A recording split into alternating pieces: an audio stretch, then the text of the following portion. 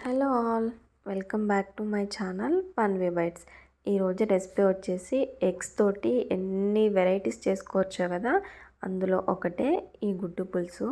దీనికోసం అయితే ముందుగా ఒక బౌల్లోకి వాటర్ తీసుకొని స్టవ్ పైన పెట్టేసి అందులోకి నేను 4 ఎగ్స్ అయితే తీసుకున్నాను. ఇందులోకి మనం ఉడికేటప్పుడు కొంచెం ఉప్పు వేసుకొని ఉడికించుకోవాలి. ఈ గుడ్లు అనేటివి మనం కరెక్ట్గా మీడియం ఫ్లేమ్లో పెట్టేసి ఇవి 16 మినిట్స్ ఉడికించుకోవాలి. సో ఇలా ఉడికిన తర్వాత ఈ వాటర్ అన్నీ తీసేసి కొంచెం చల్ల వాటర్ని అయితే వేసుకొని ఈ గుడ్లకి పైన ఉన్న పెక్క అంతా కూడా మంచిగా ఒలిచేసుకోవాలి. అదేవిధంగా మనం 4 గుడ్లను కూడా ఒలుచుకోవాలి. ఇలా ఒలిచేసుకున్న తర్వాత వీటికి ఘాట్లు అయితే పెట్టుకోవాలి. ఎందుకంటే ఇట్లా ఘాట్లు పెట్టుకోకుండా వేసుకోకూడదు. మనకి మసాలా మొత్తం బాగా పడుతుంది ఘాట్లు పెట్టుకోవడం వల్ల. చూసారు కదా, ఇలాగా 4 గుడ్లకు కూడా 4 సైడ్స్ ఇలాగా ఘాట్లు పెట్టేసుకున్నాను. ఇప్పుడు వీటిని ఒక పక్కన పెట్టేసుకోవాలి. దీంట్లోకి నేనైతే ఒక 2 ఆనియన్స్, 2 టమాటోస్, ఇంకా 2 పచ్చిమిర్చిని అయితే తీసుకొని ఇలా సన్నగా కట్ చేసుకొని పక్కన పెట్టుకుంటున్నాను. సో ఇప్పుడు మనం ప్రాసెస్లోకి వెళ్ళిపోదాం.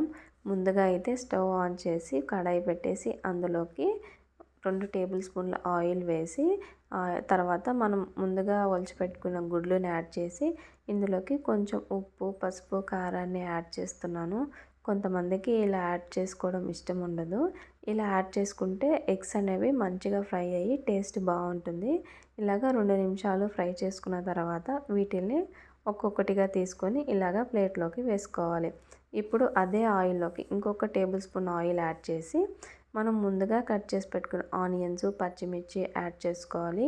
ఈ కర్రీలోకి గుర్తుపెట్టుకోవాల్సి ఏంటంటే ఆనియన్స్ అనేవి ఎక్కువగానే పడతాయి. ఇప్పుడు ఇందులోకి మనం కొంచెం ఉప్పుని యాడ్ చేయడం వల్ల ఇవి తొందరగా మగ్గిపోతాయి. ఆనియన్స్ ఎంత బాగా వేగితే టేస్ట్ అంత బాగుంటుంది. తర్వాత మనం అల్లం వెల్లుల్లి పేస్ట్ కొంచెం వేసి ఇది కూడా మంచిగా వేగిన తర్వాత ఇందులోకి మనం ముందుగా కట్ చేసి పెట్టిన టమాటోస్ని అయితే యాడ్ చేసుకోవాలి. సో నేనైతే ఇక్కడ 2 టమాటోస్ తీసుకున్నాను కదా, వాటిని యాడ్ చేసేసి మంచిగా ఇవి టమాటోస్ అనేవి సాఫ్ట్గా కుక్ అయ్యేంత వరకు ఉడికించుకొని ఇందులోకి కారంని వేస్తున్నాను. ఈ కారం కూడా ఉడికిన తర్వాత మనం వేయించి పెట్టుకున్న గుడ్లు కూడా యాడ్ చేసి ఒకసారి ఈ మసాలా మొత్తం బాగా పట్టేంత వరకు కలుపుకున్న తర్వాత ఇందులోకి మనం పులుసు అయితే యాడ్ చేసుకుందాము. నేనైతే కొంచెం చింతపండుని తీసుకున్నాను చూడండి. ఎందుకంటే నేను 2 టమాటాలను యాడ్ చేశాను కాబట్టి ఇలాగా కొంచెం వాటర్ పోసుకొని మొత్తాన్ని కూడా ఒకసారి మంచిగా మిక్స్ చేసుకోవాలి. సో ఇలా మిక్స్ చేసుకున్న తర్వాత ఈ వాటర్ అనేవి మన కన్సిస్టెన్సీ బట్టి 10 మినిట్స్ ఉడికితే సరిపోతుంది. ఇప్పుడు చూసారు కదా ఎంత బాగా ఉడికిపోయిందో. లాస్ట్లో కొంచెం సన్నగా కట్ చేసుకున్న కొత్తిమీర వేసుకొని స్టవ్ ఆపేస్తే ఎంతో టేస్టీగా ఉండే ఎగ్ పుల్స్ అయితే రెడీ అయిపోతుంది. వేడి వేడి అన్నంలోకి తింటే కడుపు నిండా తినేయొచ్చు. సో వీడియో నచ్చితే లైక్ చేయండి. నా ఛానల్ని ఫస్ట్ టైం చూస్తున్నట్లయితే సబ్స్క్రైబ్ చేయడం మర్చిపోకండి.